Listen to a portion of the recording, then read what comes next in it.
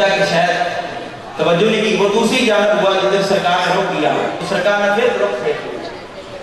اب اسے یہ پتہ نہ چلا کہ سبب کیا ہے ناراضگی کا۔ اس نے صحابہ کرام سے پوچھا کہ حضور مجھ سے ناراض ہیں، اس طرح محسوس ہوتا ہے، اس کی وجہ کیا ہے؟ تو صحابہ کرام نے کہا کہ ہو سکتا ہے کہ آپ کے ہاتھ میں یہ سونے کی انگوٹھی ہے، تو حضور علیہ السلام نے منع فرمایا کہ مرد کے لیے زینت جائز نہیں، سونا جائز نہیں۔ چاندی بھی اس کی بھی مقدار رکھی ہے کہ چاندی کی اگر انگوٹھی پہنی تو 4.5 ماشے سے کچھ کام ہو، اگر 2 پہنے گا تو شریعت اجازت نہیں دیتی۔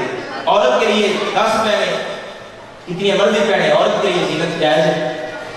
قربان جائیں، جب اسے پتا چلا کہ اس نے استری کی انگوٹھی اتاری، میرے محبوب علیہ السلام کی خدمت کو پیش کی، حضور یہ ناراضی کا سبب ہے۔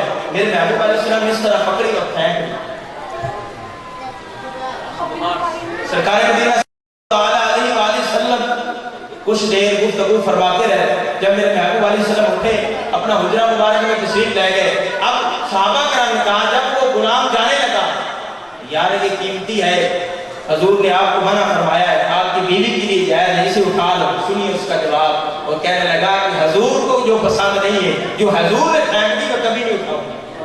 اسی طریقے میرے محبوب علیہ السلام کا گزر ہوا تو میرے محبوب علیہ السلام نے دیکھا کہ ایک مکان ہے جو گنبد نما ہے، تو سرکار مدینہ صلی اللہ علیہ وسلم نے فرمایا کس صحابی کا ہے؟ کسی نے کہا کہ انصاری کا ہے۔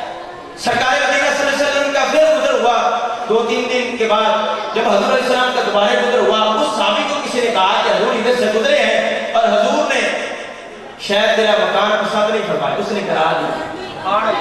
جب حضور کا گزر ہوا تو میرے محبوب علیہ السلام نے فرمایا کہ یہاں تو مکان تھا، جب اسے بلایا گیا، اب سنیے اس کا جواب سنیے۔ حضور نے فرمایا میں پرسوں ادھر سے گزرا تھا، یہاں مکان تھا۔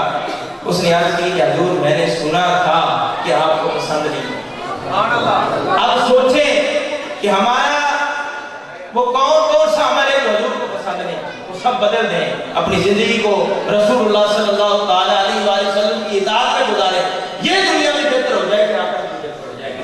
اللہ تعالیٰ کی بارگاہ میں دعا ہے کہ اللہ تعالیٰ عمل کی توفیق عطا فرمائے۔ وآخر دعوانا الحمدللہ رب العالمین۔